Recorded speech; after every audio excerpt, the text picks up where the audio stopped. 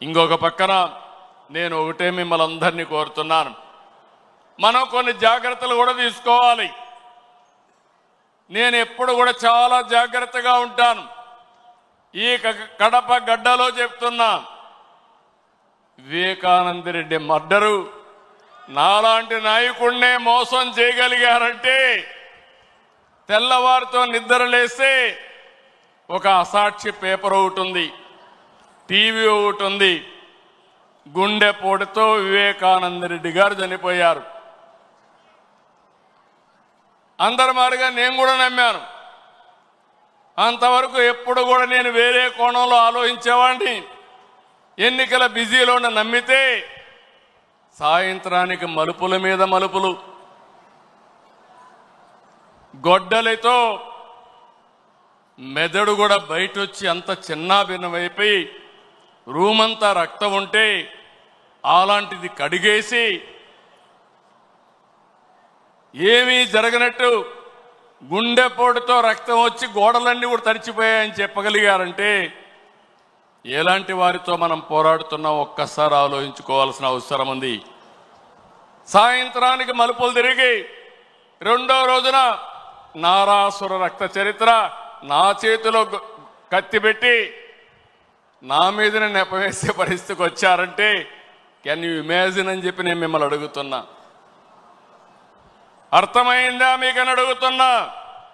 అర్థమై ఉంటే చేలు పైకెత్తమని చెప్తున్నా. అలాంటి కరుడు గట్టినటువంటి నేరస్తులతో రాజకీయం చేస్తున్నాం. అందుకే నిన్న ఒకటి జరిగితే వీరయ్య చౌదరి, సంతనూతలపాడు, పల్నాడు హత్యలు జరిగాయి. హత్యలు జరిగితే నాకు అనుమానం వచ్చింది. ఇప్పుడు నేను ఎవరిని నమ్మడం లేదు.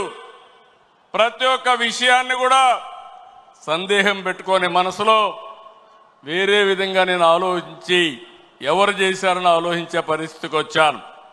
చేస్తే కొంతమంది మన దగ్గరుండి వాళ్లకు కోవర్ట్లుగా పనిచేస్తూ వాళ్ళ ప్రోత్సాహంతో ఇష్టానుసారం హత్యా రాజకీయాలు చేస్తున్నారు.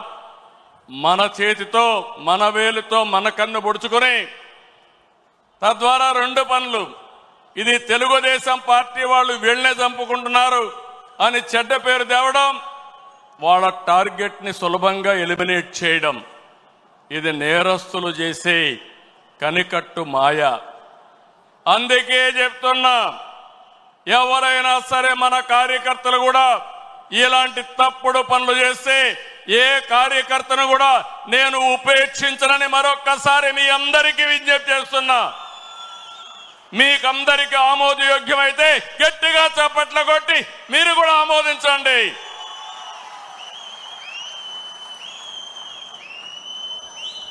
నేరస్తులు కబద్దార్, నా దగ్గర మీ ఆటలు సాగనివ్వను. ఇది ఒక హెచ్చరిక. కోవర్ట్లు మన దగ్గరికి పంపించి ఆ కోవర్ట్ల ద్వారా మీ అజెండా నెరవేర్చుకోవాలనుకుంటే ఇది మీకు సాధ్యం కాదు. అందుకే మిమ్మల్ని అందరినీ కోరుతున్నా, వలస పక్షులు వస్తాయి, వలస పక్షులు పోతాయి, కానీ నిజమైన కార్యకర్త శాశ్వతంగా ఉంటాడు. ఆ విషయం మనందరం గుర్తుపెట్టుకోవాల్సిన అవసరం ఉంది. పార్టీ బలోపేతం కావాలి. అదే సమయంలో కోవర్ట్ల పట్ల జాగ్రత్తగా ఉండవలసిన బాధ్యత మనందరిపైన ఉంది. ఇది నేను కార్యకర్తలందరికీ విజ్ఞప్తి చేస్తున్నా.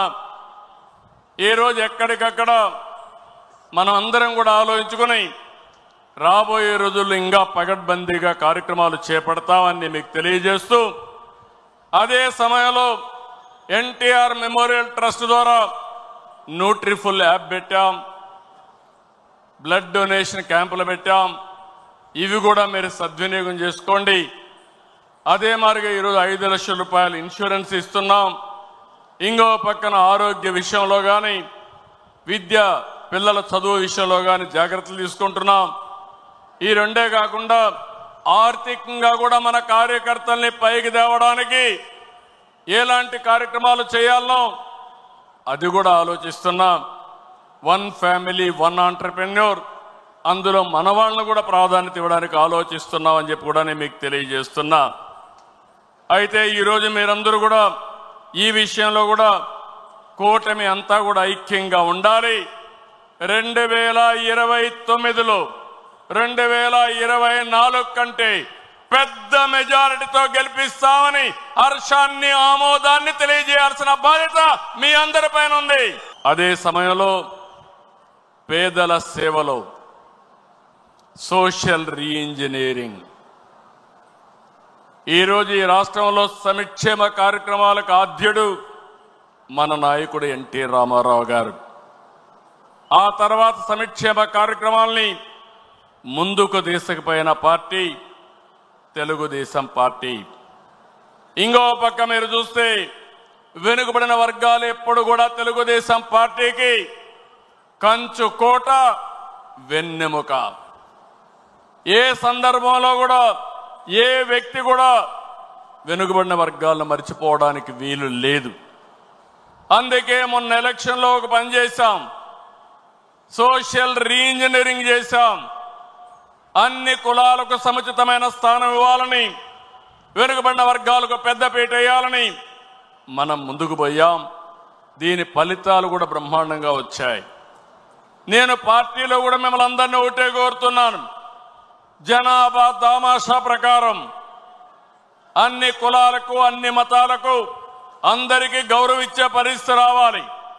దీనివల్ల ప్రజల్లో విశ్వాసం పెరుగుతుంది, పార్టీకి లాభం వస్తుంది, భవిష్యత్తుకు కూడా ఎన్నికల్లో గెలవడం కూడా ఈజీ అవుతుందని చెప్పి కూడా నేను మీకు తెలియజేస్తున్నా.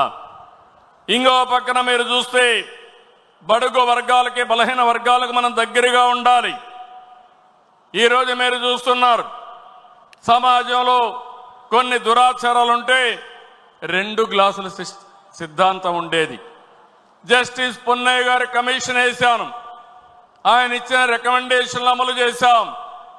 ఈరోజు అంబేద్కర్ గారి స్ఫూర్తిని పూర్తిగా అమలు జరిపిన వ్యక్తి ఎన్టీ రామారావు గారు అయితే దాన్ని లాజికల్గా తీసుకుపోయిన పార్టీ తెలుగుదేశం పార్టీ.